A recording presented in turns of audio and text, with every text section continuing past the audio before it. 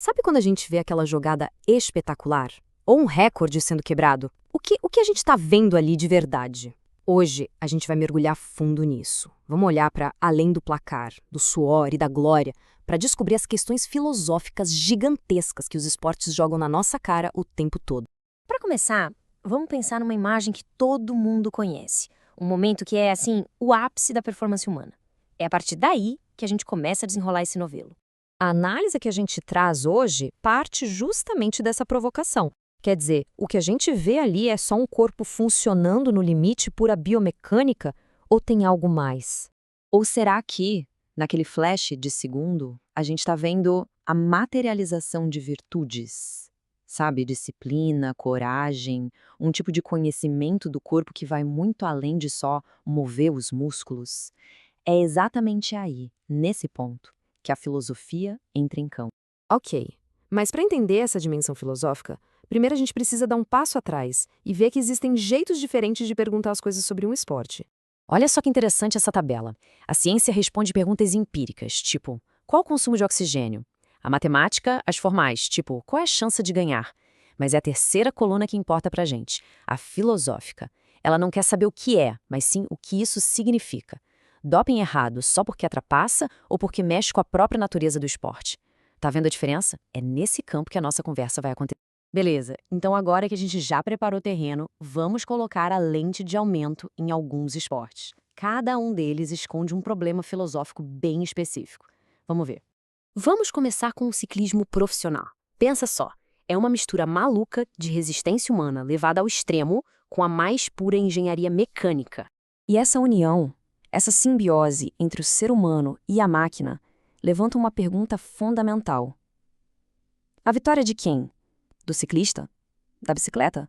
Ou desse sistema que os dois formam juntos? É incrível como um esporte pode escancarar uma das tensões mais antigas da filosofia: o natural contra o artificial. Ok, saindo desse dilema do homem com a máquina, vamos para o esporte mais popular do mundo, o futebol. E aqui a questão é outra, é sobre identidade. Sabe quando um time joga por música? Aquele entrosamento que parece até telepatia. A gente está vendo só 11 caras muito bons agindo ao mesmo tempo?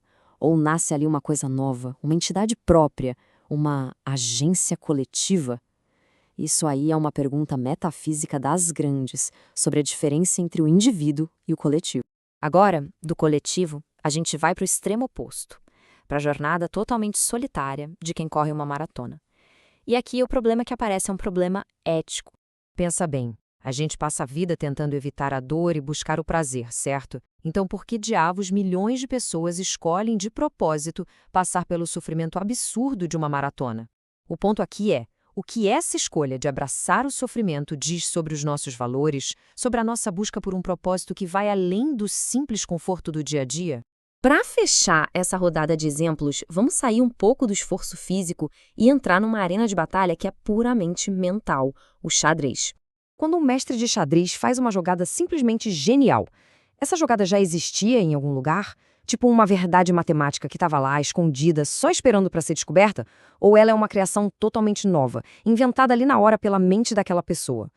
Essa pergunta, olha só, leva a gente direto para o centro de um debate filosófico gigante sobre o que é a realidade e o que é o conhecimento. Depois de passar pelo ciclismo, futebol, corrida e xadrez, exemplos tão diferentes, né? Mas uma ideia central começa a amarrar tudo isso. A ideia é a seguinte: esportes não são só entretenimento. Eles funcionam como laboratórios da vida real. São lugares onde a gente testa, com o corpo, com a mente, de forma visceral mesmo, algumas das maiores questões da filosofia. E olha só essas tensões: mente contra corpo, natureza contra cultura, o indivíduo contra o coletivo, regras contra o improviso, a busca pela excelência contra a busca por dinheiro e fama. Em qualquer esporte que a gente pensar, essas dualidades estão lá, em jogo. Uma partida de qualquer coisa se transforma num palco para esses debates que a filosofia tem há séculos. Tá, e daí? Como é que tudo isso muda o jeito que a gente vai assistir a próxima partida? O ponto-chave é exatamente este. Quando a gente percebe essa camada filosófica, a experiência muda completamente. O esporte deixa de ser só um show, um espetáculo, e vira um texto riquíssimo, fascinante, sobre o que significa ser humano. Então, da próxima vez que um jogo começar, fica o convite. Tente olhar além do placar. Que questão fundamental sobre a vida, sobre a mente, sobre a sociedade está sendo jogada ali, na nossa frente? Pense nisso. A partida filosófica está só começando.